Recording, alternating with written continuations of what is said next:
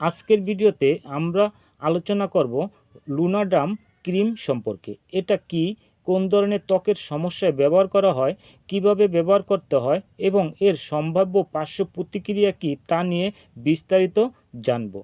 লুনাডার্ম ক্রিমের মূল উপাদান হলো লুলিকোনাজল 1%। এটি একটি অ্যান্টিফাঙ্গাল বা ছত্রাকনাশক ক্রিম।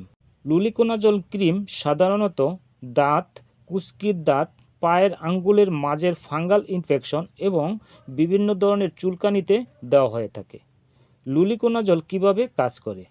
লুলিকোনাজল ছত্রাকের কোষে আর্গোস্টেরল তৈরি হওয়ার প্রক্রিয়া বাধাগ্রস্ত করে, ফলে ছত্রাকের বৃদ্ধি কমে যায় এবং সংক্রমণ সেরে উঠতে সাহায্য করে থাকে।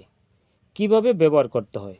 লুলিকোনাজল আক্রান্ত স্থানে পাতলা করে দিনে একবার ব্যবহার করতে হয় 7 থেকে 14 দিন।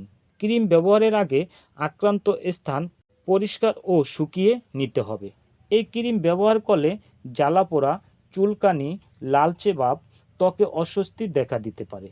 এখানে মনে রাখবেন, এই ক্রিমটি শুধুমাত্র বাহ্যিক ব্যবহারের জন্য, চোখ, মুখ বা শরীরের ভেতরে ব্যবহারের জন্য নয়।